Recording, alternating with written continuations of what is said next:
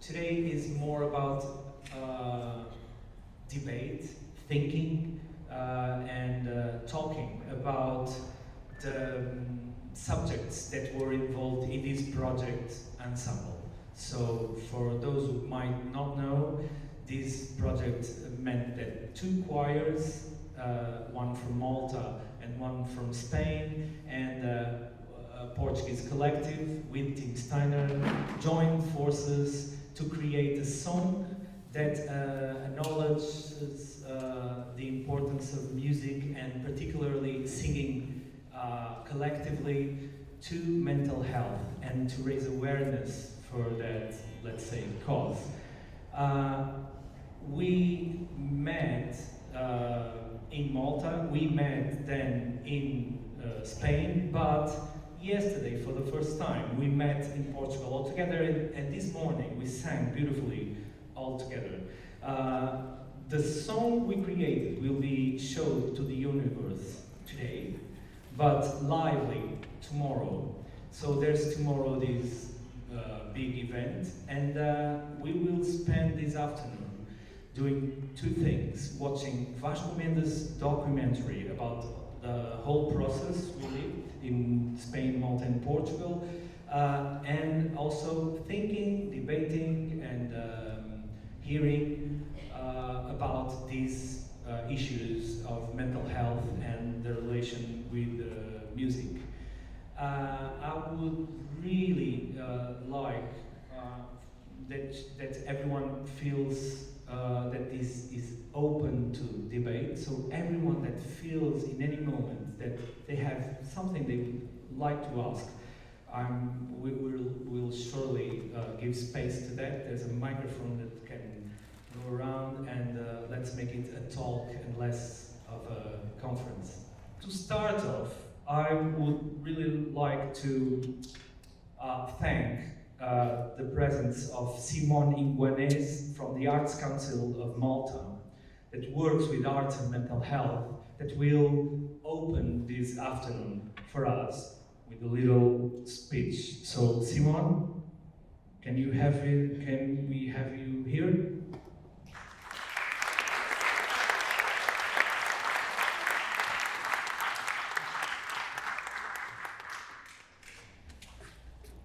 Distinguished guests, colleagues, and friends, let me take you to a Maltese village on a summer evening.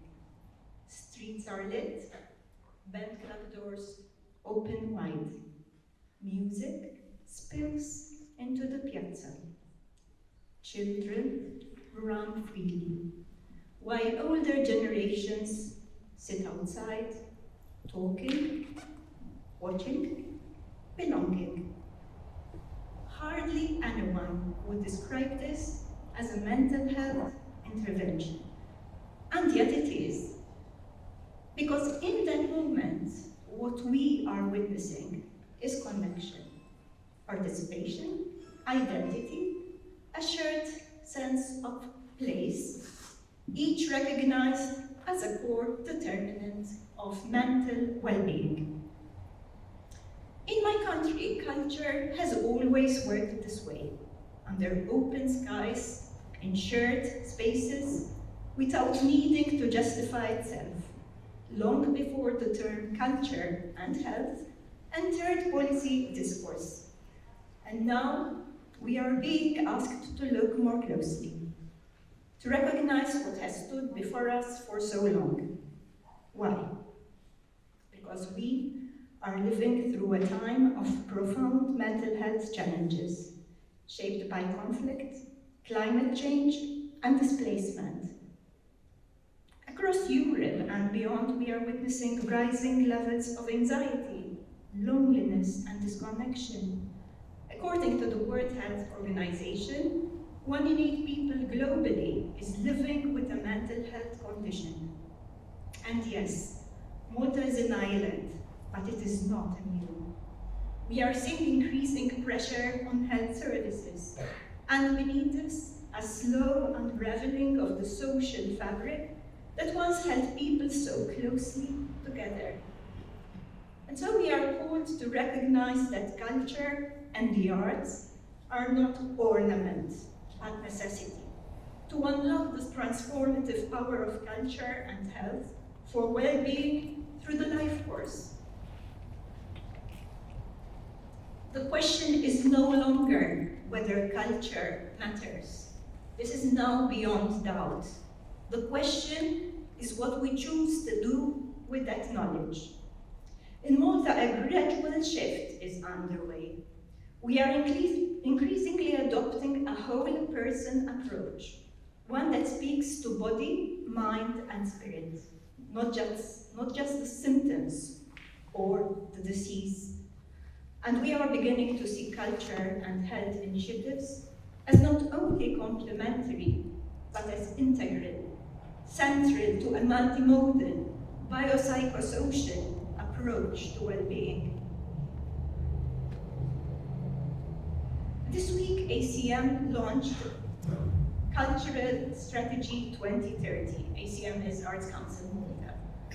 This strategy boldly addresses current realities and recognizes the urgent need to enable healthcare creative practitioners to work alongside healthcare professionals, transforming clinical environments into spaces that recognize the emotional and human dimensions of care.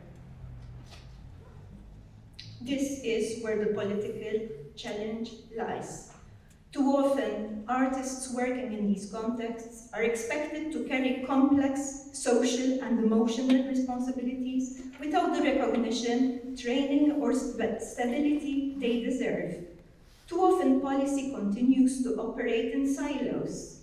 Health here, culture there, when in reality, people do not live their lives in sectors. Thus, too often, work at the intersection of arts and health remains short-term, project-based, and fragile.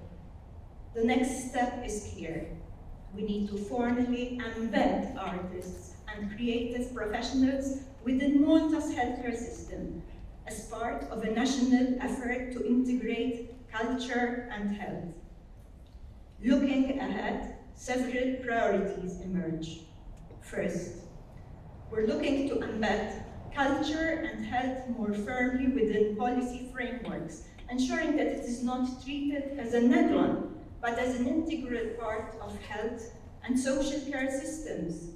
Secondly, we must invest in capacity building for artists, healthcare professionals, community practitioners, so that they can work effectively across sectors. Third, we need to develop more sustainable funding models that support long-term impact rather than short-term outputs. Fourth, we must continue to strengthen research and evidence while also valuing lived experience and community knowledge. And finally, we must keep people at the center of our approach, recognizing that arts and culture are fundamentally about human connection, expression, and meaning. The Maltese experience shows that even in a small country, there is significant potential for innovation when we build on our cultural strengths and work collaboratively. It reminds us that the arts are not a luxury. They are not secondary to health. They are part of health. They help us to cope, to connect, to imagine, and to heal. In a time of increasing uncertainty and complexity, this is not something we can afford to overlook. If we are serious about health, we must also be serious about culture. Thank you.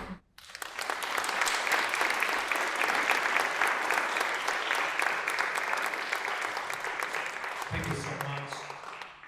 Wonderful introductory to our debate. I would like to present my panel in no particular order, in the order that I have written, okay? If you don't mind. So, Inês Homem de Melo with just one L. There's a mistake in, but it's kind of, posh, the 12.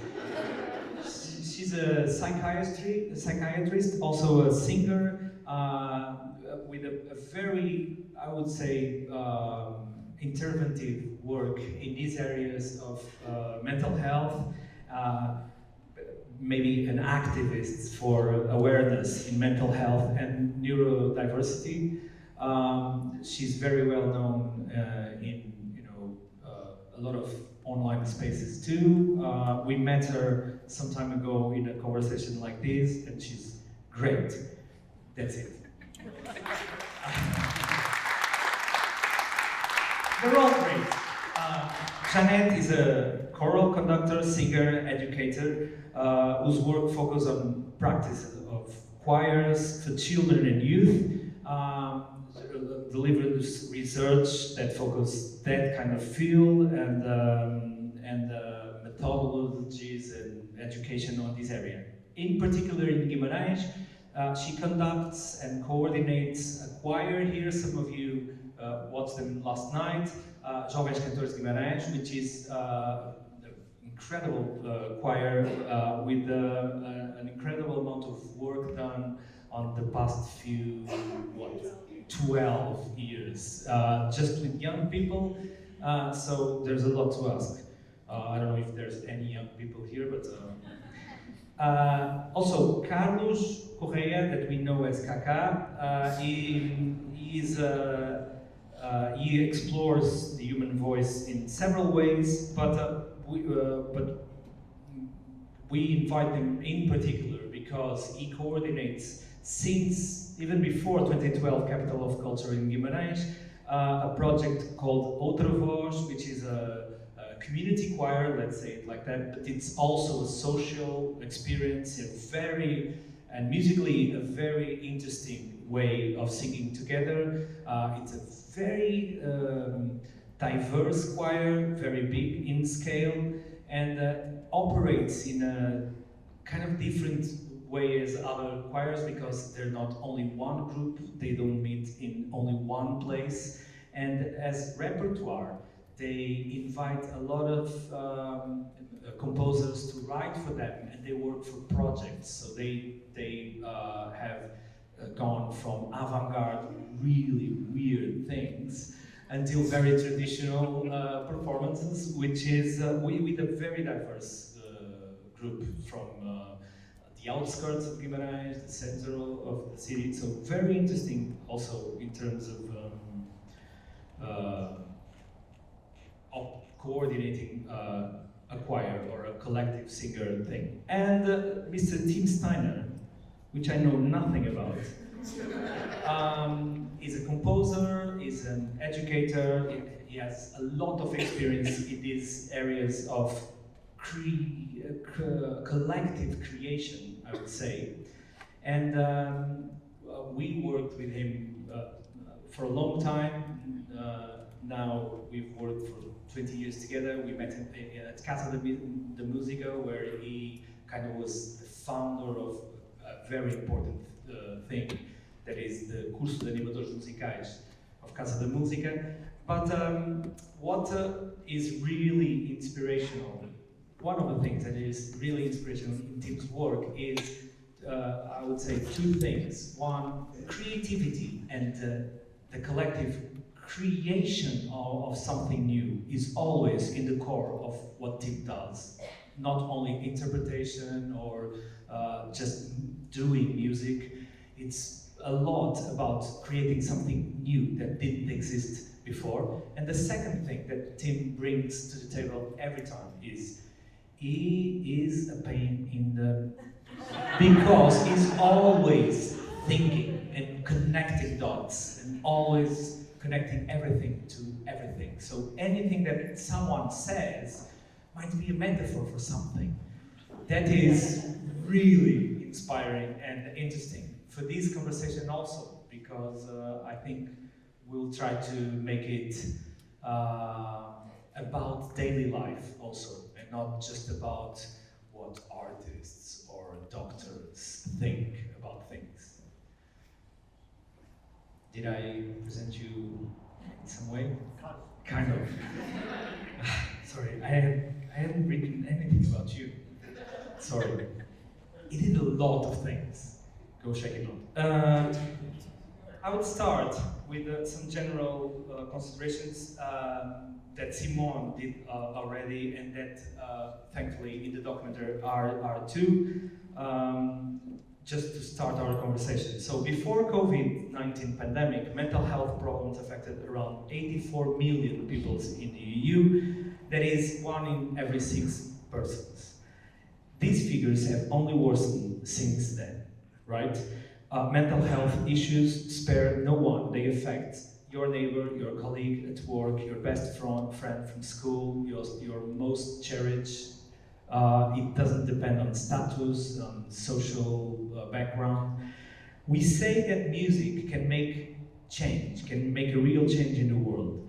That it opens doors, brings people together. Music, specifically music in choral, you say choral? Choral setting, is acknowledged by science studies as a practice that promotes well-being and belonging.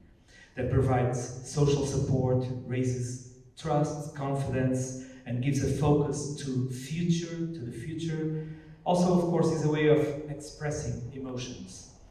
There's a study suggesting also that the performative moments, like concerts, maximize those impacts because of the collaborative creation of those moments, but also the future focus that those moments imply. Motivation, sharing, but also physical dynamics. So I would like to start with asking, maybe Ines, about more general questions about mental health. What do you think that strategies, before even art and culture, the strategies are really urgent right now in terms of awareness for mental health? I would say in Europe, but maybe everywhere else in the world. Thank you. I will begin by saying I'm very emotional with this documentary, and I wasn't even a part of it. Also, I'm pregnant, so everything makes me cry. So if I cry, Maybe I'm pregnant too. I'm very emotional. Also. So regarding mental health awareness, I will say that COVID-19 brought this subject to the table in a very real and heartfelt form, because mental health issues became truly democratic. So it was not about the other, it was about us, which is something that the stigma makes us think this way. So like there is, you know the verb othering, and COVID-19 brought this to the table, brought this subject to the media. In Portugal, for example, we had a lot of famous people coming out with their mental health issues. So in a way, even though mental disease increased a lot, this was a very important moment for mental health awareness. So it was a really good thing, in a way. Now, after the COVID-19, we begin to speak a little bit less of mental health. But I believe that initiatives like this one, in which we speak of mental health with a solar stance, with a positive stance, are the go-to. Right now, the World Health Organization is speaking of 3 pillars of health. So we have the physical health, the mental health, and connected to these 2, the social health. So more than speaking of mental health, I think that this day and age is one of speaking of social health. This is a pillar that is really economically advantageous. It's not like we are going to stick a bistoury into anyone's body, so it's very safe. Actually, this event is all about social health. World Health Organization is speaking also of a loneliness epidemic. And Britney Spears was actually right when she said that my loneliness is killing me. Because it really impacts the other two pillars of health. So being lonely, being socially isolated, makes you sick, either in your mental health, which is kind of obvious, but also in your body. And for science freaks that really separate mind, body, and social things, this is like a living proof that we really have to do interventions like this. If you are lonely, this is the same as smoking 15 cigarettes per day in your cardiovascular health. So it makes your blood pressure rise, it increases the risk of cancer. So it's not like, yeah, it really kills you. Like I said, Britney was right. In answering your question, I think that this is all that mental, social, and physical health awareness needs. Initiatives like this one, where we really feel happy at the end of the day, emotional, we get together and we feel more empathy towards one another. I really loved your speech. You spoke of our era as one of wars, as one of people being displaced, as one of climate change, but I really think I should mention one fourth element that's ruining our mental health, which is that we never like today, we're so connected by social media, but so deeply disconnected. And for me, that I have a special interest in young people's mental health, I think this fourth element is the one that's getting young people sick. So initiatives like this one, it's everything I think mental, physical, and social health needs. I would like to pass now to Jeanette, because it's the perfect segue from what Ines just said, because Jeanette works with choirs specifically with young people. So I would really like to ask, how do you see the mental health pressure, stress in an environment as a choir? Also, in terms of what this means in terms of achievement, success, failure, that kind of things. How do we manage to be the leader of such a group? Well, how long do we have to? Not much. Well, good afternoon, everybody. I'm very happy to be here. I'm very emotional as well. I would love to see the same way as you, but I also would love to see the documentary, everything that's behind this. Well, when we speak about mental health in young people and how the choir for me is almost like a metaphor for society, even if it's a children's choir. So everything they do, everywhere they belong, they bring to the rehearsal room. So sometimes it's very hard to make them calm enough to stop, listen, think, hear, perform, anticipate, tune, everything. So this is too much for 13, 14, 15-year-olds, for younger people as well. But I try to the first thing for me that it's the most important, I think, is that they feel that the choir and the choir as a space, as a mental, physical, emotional space, but also the room, the rehearsal room, or the place where we rehearse, it's a safe place.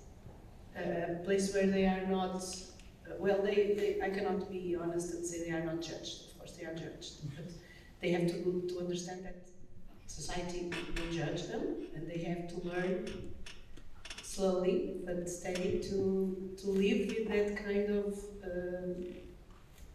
performance society judgment, even if it's from me as their leader or from their peers. And I think that they are more judged by their peers than for me. I try to see it. But I think that the most important is that they feel that they are safe there. They can be somehow free to feel free, feel to enjoy being there, and that they don't have, that they are not afraid of expressing themselves. And this is not that simple now, because I'm not sure if that was already there, but after COVID we know it's worse, and they are more inside themselves. They don't speak that much. They are much more in their inner moods, in media moods and collective media ideas. So it's hard to break that. It's hard to tell them, please leave your phone, please unplug your phone. It's very hard to make them disconnect from that kind of fast thinking, fast seeing, fast forward everything. So that is the most challenging thing I find myself now. The musical thing, it's not that hard.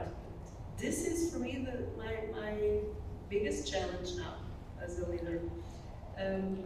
And I feel I lost myself in your question. No, perfect. It was perfect. I have some questions about music for you, but maybe we'll pass to Carlos now. I just want to make a small correction. Right. The choir is 15 years, not 12, sorry. Way worse then.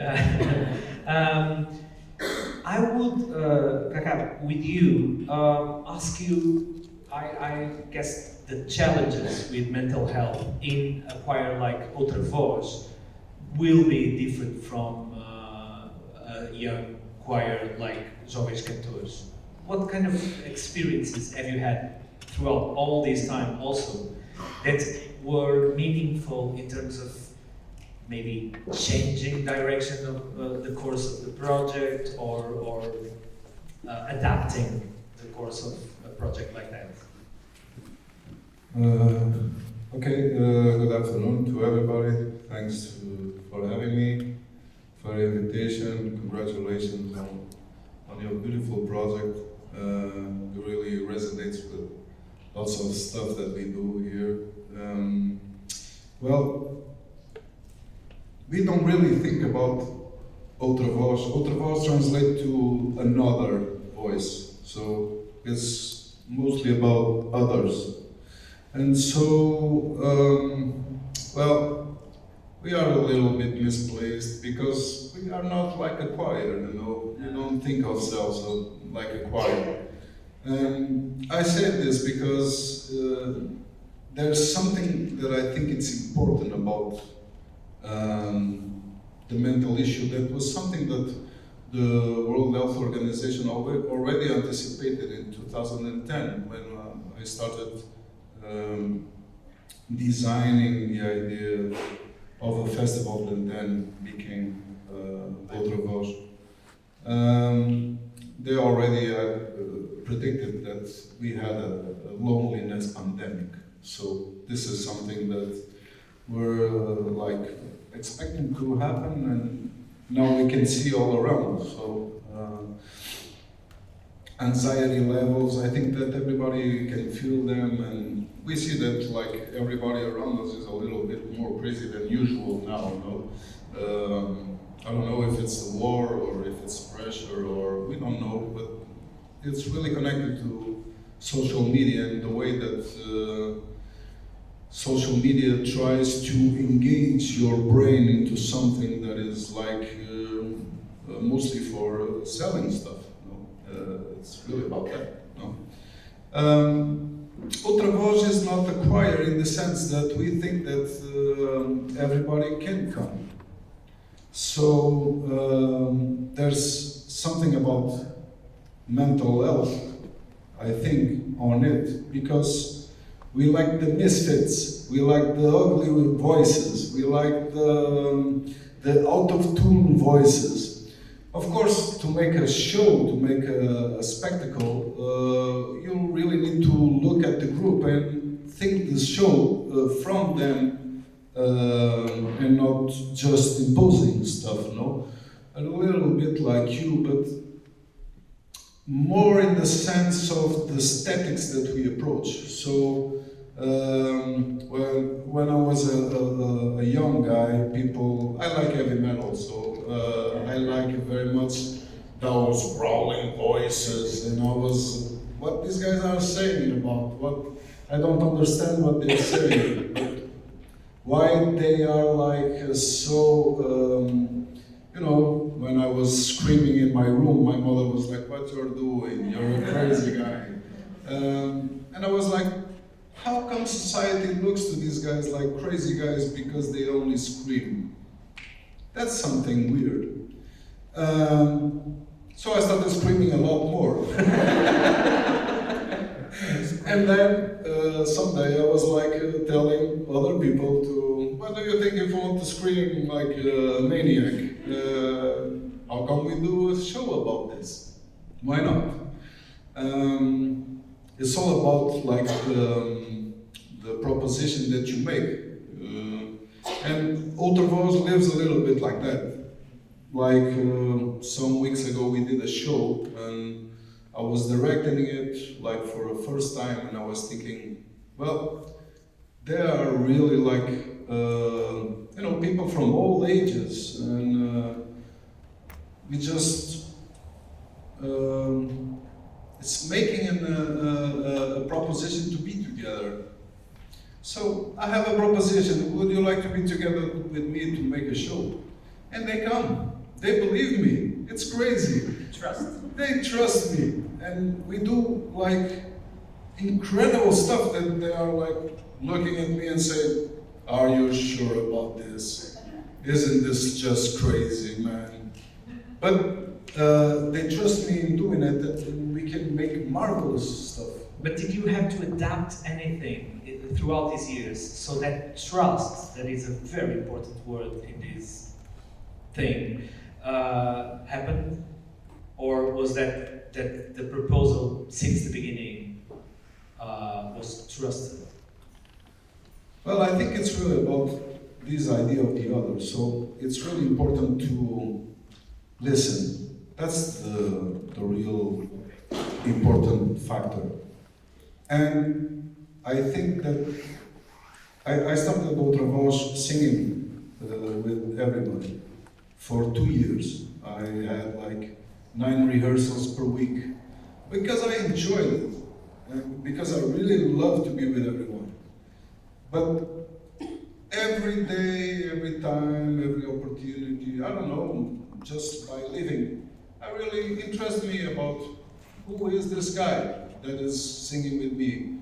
And so I know people from Ultravox, like they're my friends and family, because I know where they come from, what are some ideas that they have, what their wishes, some context of their lives, and I'm interested about this because it helps me understand what's the society around me.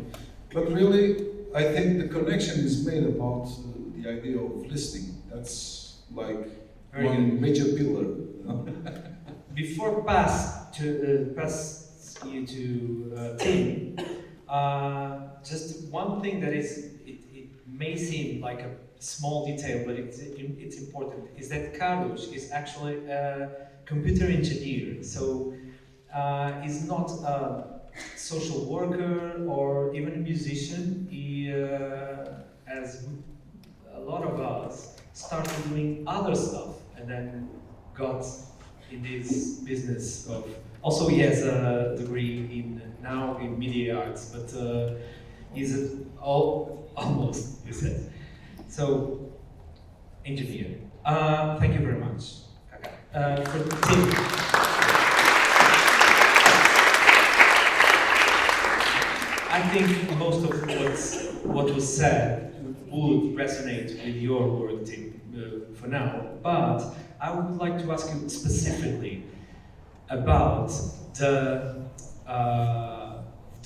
creation part of things, because whenever we work, every time there's even a slight opportunity of not doing something that is written or that was done 300 years ago, team goes for the creation of something new, something out of the blue, something that came out from a shirt that the teenager was wearing or something. Because I sense you feel that makes a difference in what people feel together.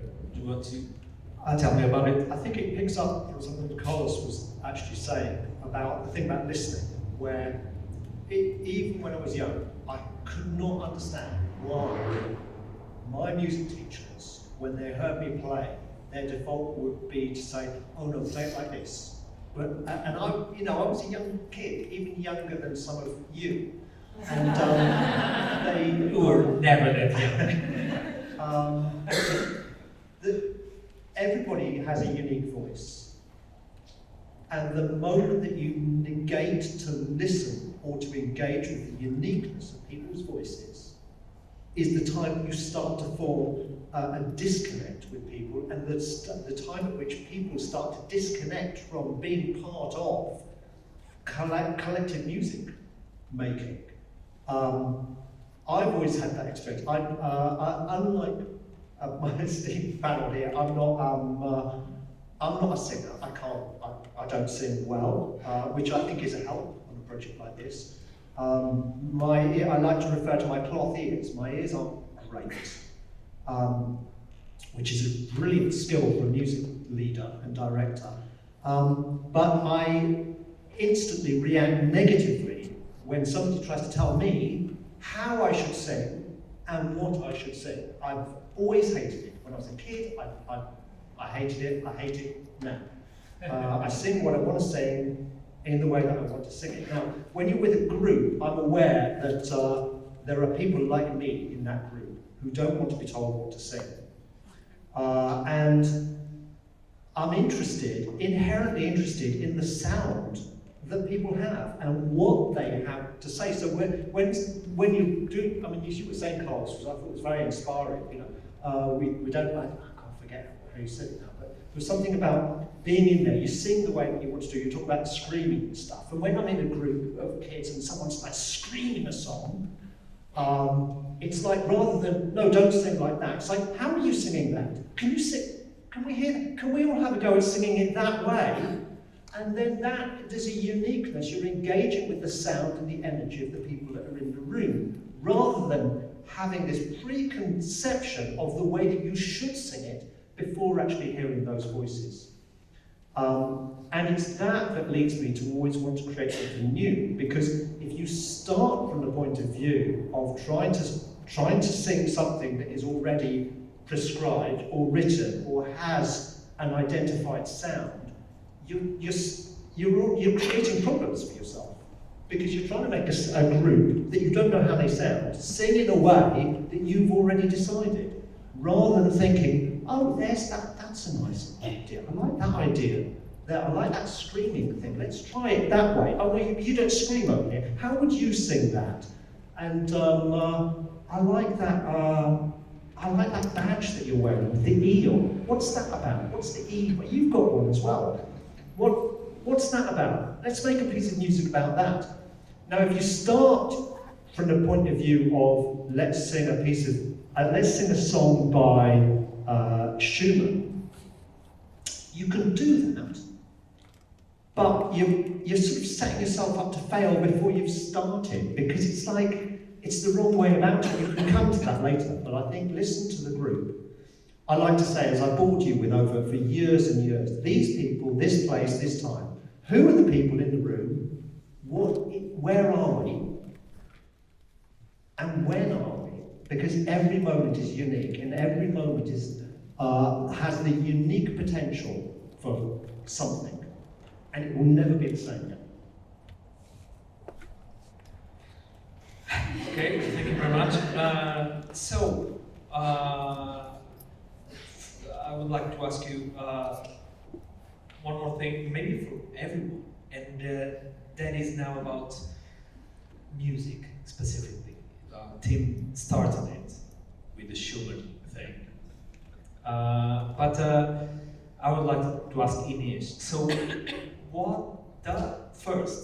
does music have something in terms of, you know, brain or emotions or anything? Does it do anything, or is it a placebo for something? And if it does, if it has something, what makes us want to do it, even if some of us don't want to be told how to do it and where and when to do it. But what I don't know the word, but what draws us to this musical experience? Do you have a? I'm glad you've asked. If I may speak in my psychiatrist's skin right now. Yeah. I will say that the relationship between the human brain and music is a very ancient love story that begins in our mother's womb. It's been proven that babies recognize the songs that they heard in the third trimester many months after they're born, even if they don't listen to the songs after they're born. So if you show, moms that hear the same song over and over in the third trimester, if they show that same song, even 6 months after the babies are born, they will recognize, they will show familiarity to the song, meaning that our brain is primed to memorize music from before we are born. After we are born, moms speak to us in music. We're not able to understand words. We are able to understand the melody. That's why we speak to babies in a very musical, funny, it's called motherese language. We go like, and you can actually write in a music sheet everything that adults say to children. So this is how our love story begins. It's been said that music is like a cheesecake for the brain, meaning it's nothing but an ornament. But this has been disproven. There's a lot of evolutionary reasons why music belongs to mankind. One is memory. If you want to memorize something by heart, make it a song and you will never forget. Like, children at schools do this all the time, to memorize like the alphabet, things of math, science. You turn it into a song, and even when you are 80 years old and you can't even remember your daughter's name, you will know how to sing that song that you learned when you were a child. Second reason is cohesion. You may have 1 million soccer fans in a stadium. If you want them to be together in one single moment of time, make them sing the hymn of the soccer team. They will focus on one thing only. I could give you many examples of cohesion. In Portugal, we are very football fans. The other reason is cooperation. This is the premise behind sea shanty songs, the ones that sailors sing. Or in Portugal, we have a lot of songs for the people working in the field, in agriculture. So to make them work at the same pace, get motivated all together, you have to bring music to the table. The other reason is training your brain. There is nothing that you can do that will light up your brain as in the same way as music. It's like CrossFit to the brain. There is nothing. There is not one single part of the brain that will not get lit when you are, especially when you are performing music. Performing is better than listening, but listening is already good. When you perform, you have to see, you have to listen. These are all different parts of the brain. You have to feel, either with your fingers or with your larynx or your vocal cords. You have to feel.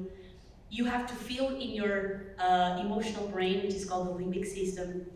You have to activate memory to remember the words, language if the song has words.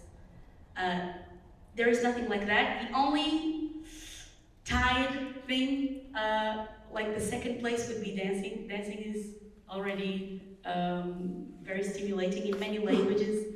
Singing and dancing is actually the same word. Now we tend to separate the two things, but as I saw in the documentary, you guys did not. So you were doing both things together. So I think I mentioned many reasons why the brain of the humankind needs music. So memory, cohesion, cooperation, CrossFit of the brain, and last but not the least, the emotional regulation part of music. As a psychiatrist, I sometimes do this weird thing of prescribing songs. I cannot prescribe the songs that make sense to me. I have to prescribe songs that make sense to my patient, because this is very personal. I would gladly prescribe John Lennon to everyone. All you need is love. What was the other one you mentioned? Hey Jude. But it has to make sense to each and every patient. Why is music so good for emotional regulation? The reason is that music activates regions of the brain that are very primitive. Even people who don't have access to words, because they're very little or because they have a mental disability, they can understand music. So when your feelings begin to pile up inside, if you give them an avenue to be released, you can feel better. Even if you don't cognitively elaborate about them. Like someone said in the documentary, the song has to match the way you are feeling. You're not supposed to feel better if you listen to a happy song when you are very sad, because this would be the same thing as your friend saying to you when you are sad, "Oh, come on, cheer up." So it has to be like a really empathic experience. The song has to match the way you feel. And it's like by listening to something that resonates it's congruent with your emotional experience, it's like you meet someone that feels exactly the same as you are feeling. And this is interpreted by the brain as connecting to another human being. If you do this with other human beings at the same time, in the same room, that's even better. The other thing that we do with music is to help us feel better, but also try to change purposely how we feel. This is what athletes do, for example. Michael Phelps always listens to a specific song before he swims, because he knows that his brain is going to get pumped up before he goes. Of course, he lets go of the headphones before he jumps into the water. So we can be strategic also in the use of music. Or many students listen to music while they study to get them focused. And I could give you many other examples. Composers for films, they are very strategic also. They manipulate us actually to feel the way we're supposed to feel in that clip. So I think I went over all the reasons why the human brain loves music. To end this, I would like to give a word about singing in choirs, because this is a specific use of music. Singing in choirs has been proven to increase a hormone that's actually released when women are breastfeeding, which is oxytocin, the hormone of the human connection. So if you take a little bit of saliva before people get in choir rehearsal, and at the end, the levels of oxytocin would have gone up. This is why we feel that ecstatic feeling when we are singing together, because science explains it. Besides that, there are antibodies that rise, especially one that's called immunoglobulin A, so we can actually become stronger against infection by singing in choirs. And the hormone of stress, very famous, very popular in the choreography of inflammation, called cortisol, will also go down, drop. With any kind of music that we love, maybe if I listen to heavy metal, I'm pretty sure I will not have this hormone drop. Because my personal taste is not that. This is why we cannot prescribe the same thing to everyone. But if you like, cortisol will drop, and in choir singing especially, this drop is especially big. So for many reasons, singing in choir can actually help your health, and I'm pretty sure I don't have to convince you. Anyone in this room has experienced in their own skin why this is so. Thank you very much.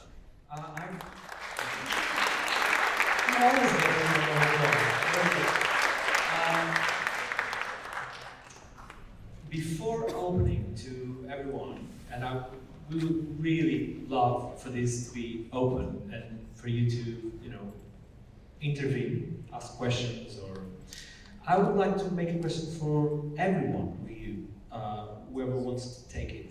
It's if we're kind of okay with the idea that music does something, that being together, making music does something, why do we think that this is so misrepresented in terms of political, strategic, cultural, for instance, funding, or even only the strategic thinking of policies? I was going to say Portugal, but because Portugal is particularly it particularly misregards culture, I would say, but I would say in the world. I mean, Inês told us about, memory, cohesion, emotional regulation, cooperation, training brains, and then of course cortisol and oxytocin. Why is that we're speaking here like it's a novelty and like we're defending some kind of who wants to say something? Go team, I know you want. I had a few things to say. One is context with which you're listening. I wanted to come in on the point about the heavy metal with you, because I'm not to say I'm wrong, you have that thing, but I do think you partly are, because context in which you hear and engage in music is at least 50%. I think. I'm not a scientist. I've not studied any of them, but I know that myself in one context, a key piece of music that can move me to tears will in another context do absolutely nothing for me whatsoever. Death metal is one of those things. I was doing a project in Bulgaria with a whole load of East European black metal bands, and it was glorious. I tried the same thing in my garden in West Sussex, and it did nothing whatsoever, because it's such a complex thing. I'm sure you'd agree with me. But with that, I think the context and where this, I don't think it's as simple as to say, why is it not supported? Because it is, globally, most people listen to music and get loads of stuff from music, from a very narrow band of stuff, but they do that. But I think we don't acknowledge, actually, how much people get from their playlist of 3 or 4 or 5 songs that they listen to for the whole of their life. You know, I'm constantly meeting people in their 70s and 80s that are still listening to the same music they listened to in the 50s. Now, there's nothing wrong with that, and it's good, and it does loads of good things for us. In terms of being supported by government and by politics, I think there's more support, but it's in a kind of a weird way. So I know you talk about this, about Portugal being really poor. I've been coming to Portugal for 20 years, and I think, my God, this country loves singing in a way that the UK doesn't love singing. Wherever I go, I think there's a bit of the grass is greener about that thing. I come to Portugal, and it's like, I was here for like 3 months, and I learned dozens of new songs, and everyone talks about the old workers' songs, the agricultural songs, and it's a land of singing and culture. And I think it's, in an unspoken way, really supportive, but formally, maybe not. That's the thing. Why not formally? Who wants to pick up? Well, about feeling well about singing, just to complement a little bit what you were talking about, I really enjoy like the metaphysics of voice. And there's 2 different things, like there's voice and there's music. Okay, music makes us feel okay, but the voice is a particular case, because I believe you know there's something called that is the voice mirror. So the first time that we acknowledge that we are something, that we are somebody, is through the voice of our mother or somebody else in the womb. No? So that's the first time that we get to know that there's something here that is thinking. No?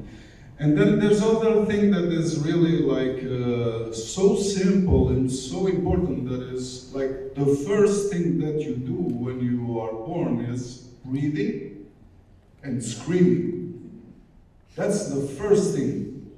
That's how you introduce yourself to the world. It's by screaming.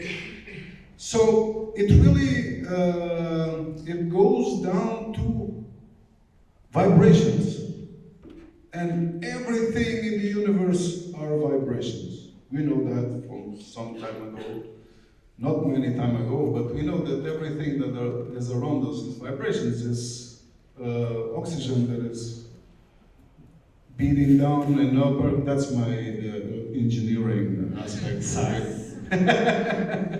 And so, if we could put like a window here, and we could see all the vibrations that are going around right now in this place, we are all part of them. And this is something about belonging, because we are all really made of the same soup. We are all the same. We are not that different.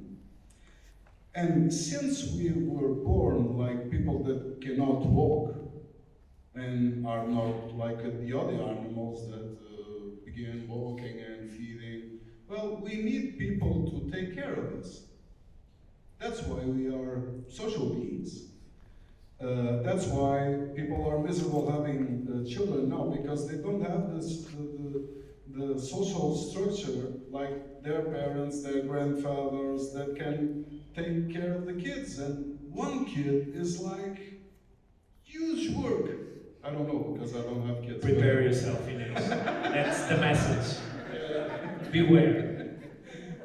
You need to have lots of friends. And so, singing together is like transforming our body into a vibration. And if we can do this with somebody else, we are interconnecting our vibrations. And it's like interconnecting our spirits. And that's why when we sing, we look to each other. It's like we are making love together. Sometimes. That's a good metaphor to kids. Don't forget this. When we sing together. Okay. They know. Okay. But that segues into one question. I want to. Yeah. Can I add to the political, Yes. why the political power? Actually, this exactly what the problem that you brought to the table was acknowledged recently by the World Health Organization in such a way that they issued big reports with all the scientific evidence by which the arts can improve all matters of health. So not only mental health, but all matters of health. This report was issued in 2019. And in the introduction, the Committee of the World Health Organization for the Arts wrote specifically our goal with this report is to make the political power acknowledge that we really need for the artistic sector to intertwine with the health sector, like it was said brilliantly in the introduction from Simon.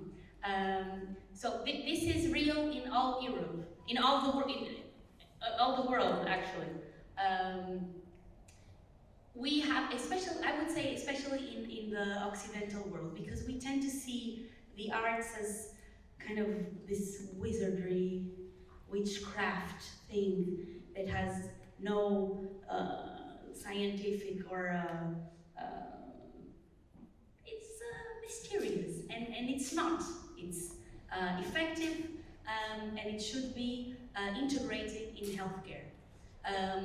There is one place in the world that has been doing this for 20 years. I don't want to get into the grass is greener, but in this case, the grass is really greener in the UK. Because they do this thing called social prescribing, in which the family doctor can prescribe, can make the patient go to a person called social worker or social navigator that will match the patient's interest with a social prescription that could be singing in a choir, or could be gardening, or English speaking classes, or whatever. And this releases a lot of the burden of the healthcare workers that receive a lot of patients that really what they suffer from is loneliness. So in Portugal, we are beginning to have like 2 tiny projects of social prescribing, whereas the UK has been doing this for more than 20 years now, which is also mentioned in this report from the World Health Organization. So I would say definitely political power needs to acknowledge this, and the art sector will be very thankful that we have a lot more investment. And the patients will also be very happy. I would be eager to send many of my patients to artistic interventions. Thank you. We don't have a long time. We could be talking a lot.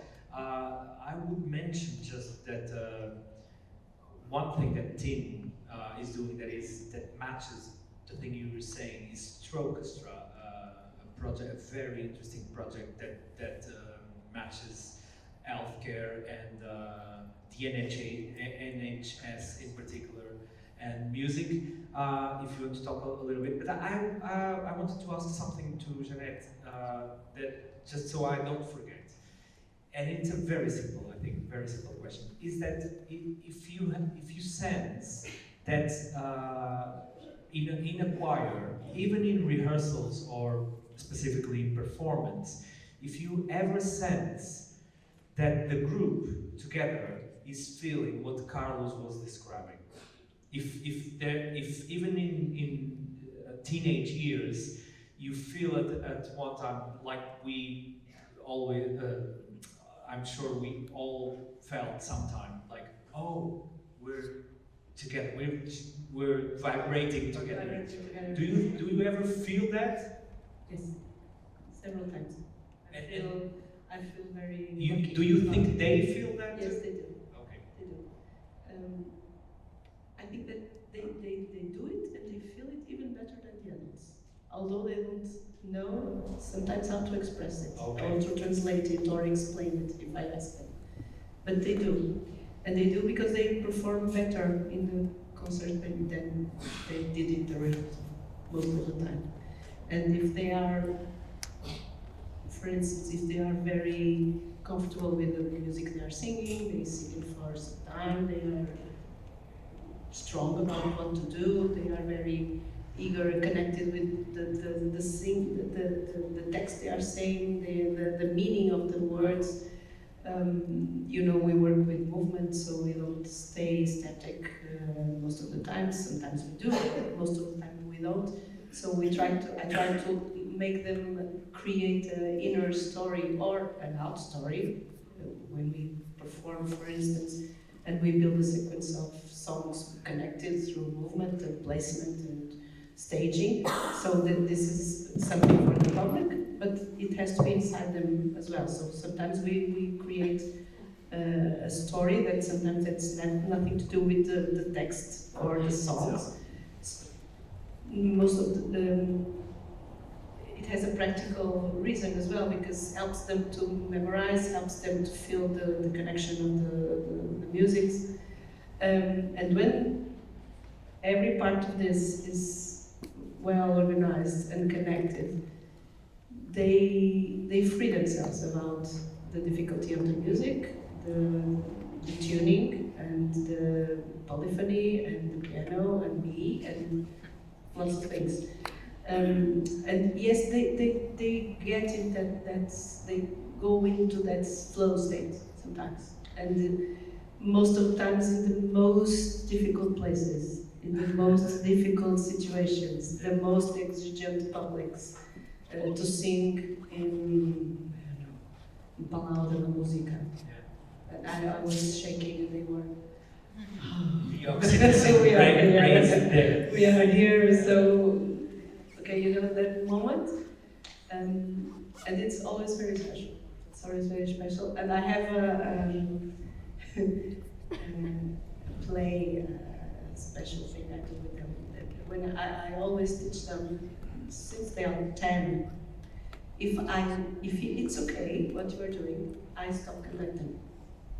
And if I leave, you are very good. So go on, and I do it. But they don't know when it's going to happen, and it happens that sometimes I leave, and I leave in the middle of a song, and they are 2 seconds of panic, And then, oh, it's a good sign. Oh, she left. So, and I think it has something to do with that feeling that we are talking about, that connectiveness.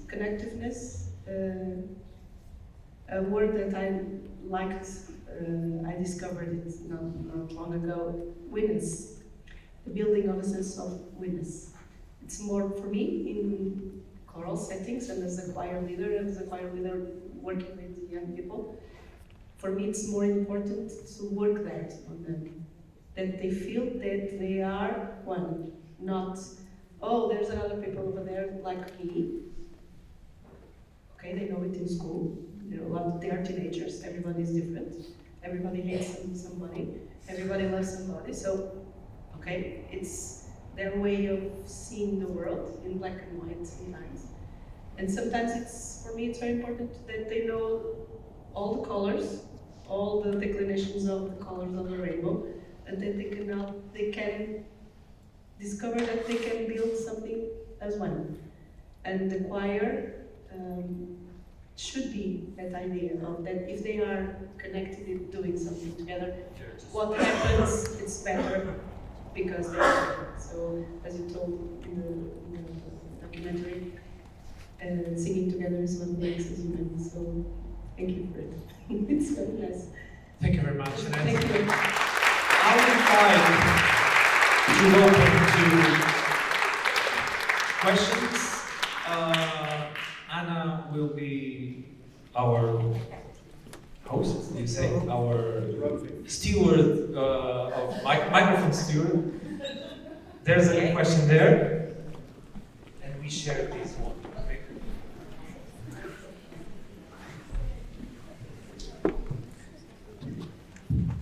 Okay, it works. I have a question because of a reasoning I think I developed, and the thing is, we talk about loneliness, about secluding ourselves, and being negative to mental health.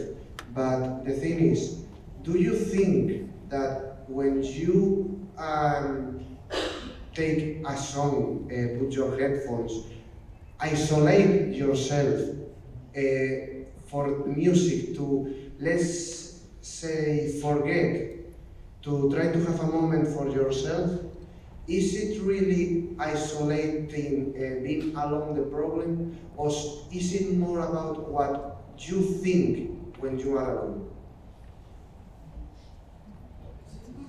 I think it's for the psychiatrist.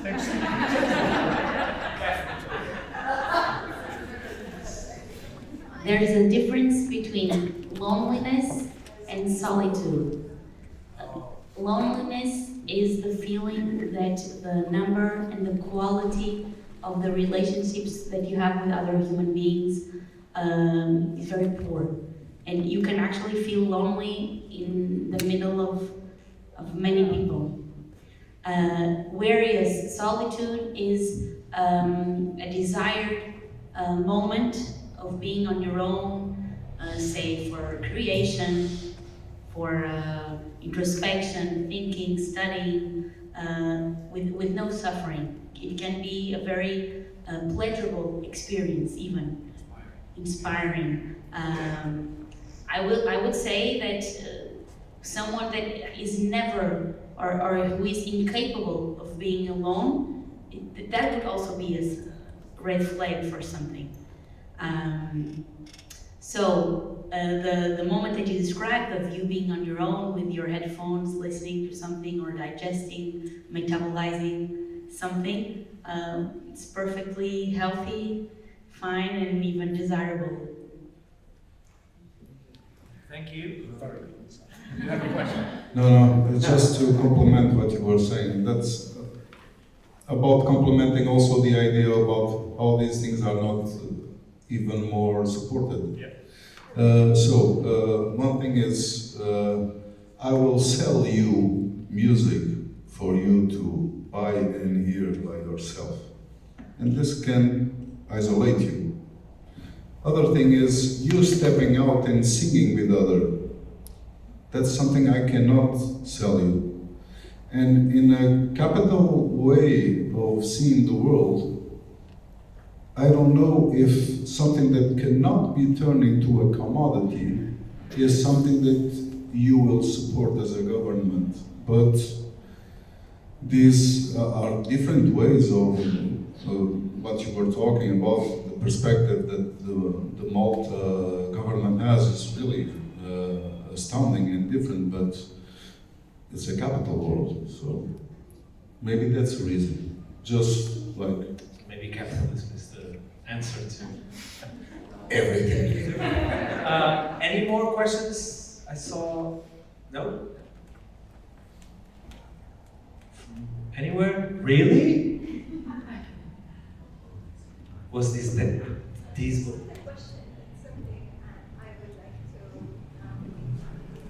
Yeah. It can be no question. It can be, Because when you were mentioning a number of things, something that came to mind, even though the WHO report, the first thing that came to mind was also the OMC report, the Open Method Coordination report of the Commission of the European Union, that was published in 2025, where there are actually recommendations made to member states and also to the European Union as to how we shall advance this direction. And I think that is a very good resource. Another very good resource is the Culture and Health platform.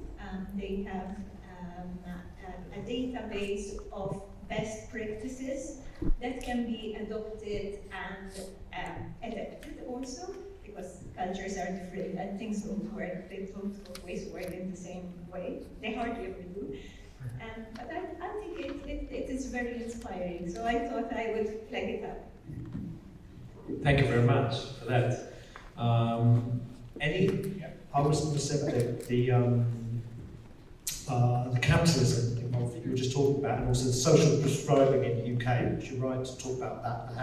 The UK has been pretty good about having creative health, particularly in hospitals, and it was sold largely to the general public as a cost-saving method, because it was, which is a thing that people understand. It's like, well, why are you putting money into the arts? Because it's going to save the government money, because we don't and then have to prescribe drugs. And so it did work in that way to a certain extent. There are issues with it, of course, but it's interesting that it reminded me when you said that that's how it happened in the UK.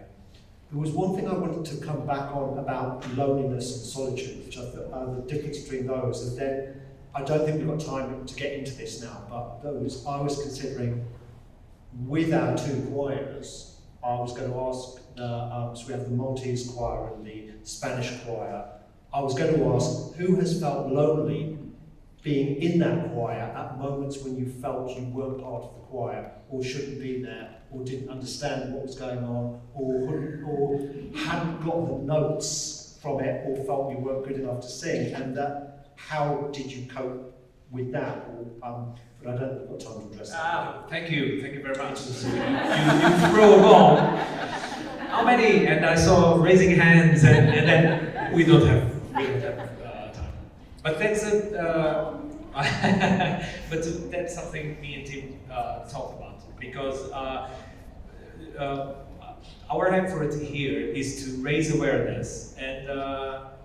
But not put a blanket over the life, daily pressures or everything. So this question by Tim. So how many of us in the choir, singing in the choir, feeling pretty well about it, felt lonely sometimes in there, or felt pressure, or had to cope with difficulty, even socially, and.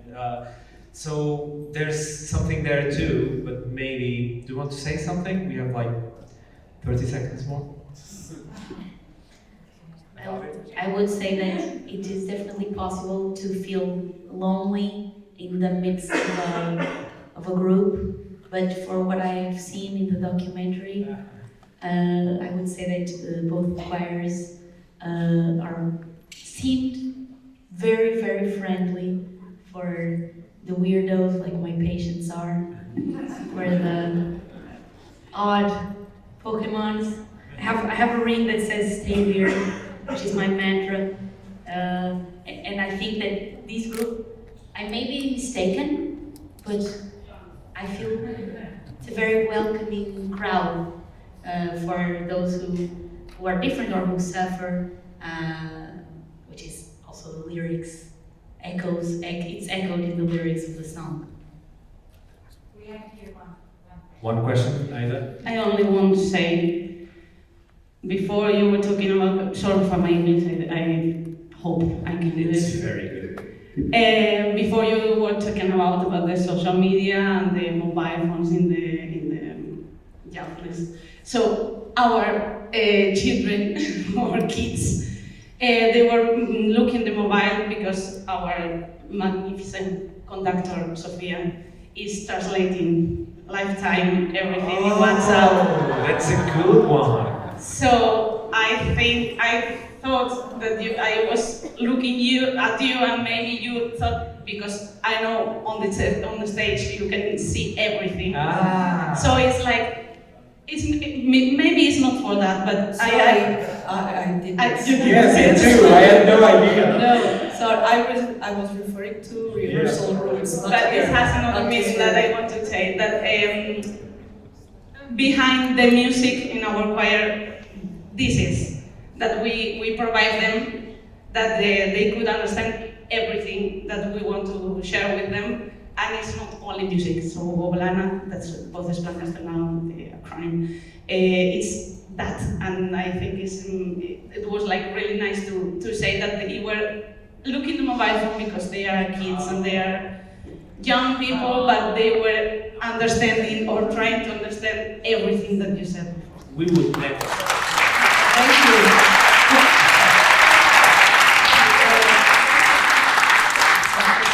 Referring to the general state of the presence of mobile phones everywhere in our lives, so not personal thing. So we, unfortunately, have no more time. We're ending up. If someone really needs to say something, how do you do it in weddings? Say now or exactly. Is there anyone? No? So I would really wrap this up. Thank you immensely to our guests and asking for a round of applause to them. Thank you very much for everything you brought us.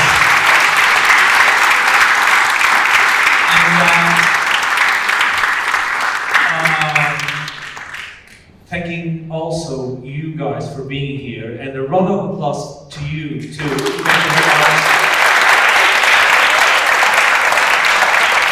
And because this isn't the end of this project, tomorrow is, of course, for us the big day. Sorry, but tomorrow is the big day. We will have a performance at 5:30 in Teatro Jordão here in Guimarães, where the two amazing choirs present will present us with a little bit of their craft, and also we will present the song I Hear You that we did. But beforehand, at 3 o'clock, we invite people, and particularly choirs from the region, from Braga, from Guimarães, some people from Outra Voz will be there to, with us, do something on the song. You know, so learn bits of the song and maybe create other bits of the song. So the performance tomorrow will be that thing that Tim always says about that moment, that place, those people. So please come. It will be great, I think, I hope. We're all very pleased. And I would like to, again, thank you. I'm getting emotional. Thank you very much all for this, and thank you, Reese, for everything. Reese, you're great. Thank you very much. See you tomorrow.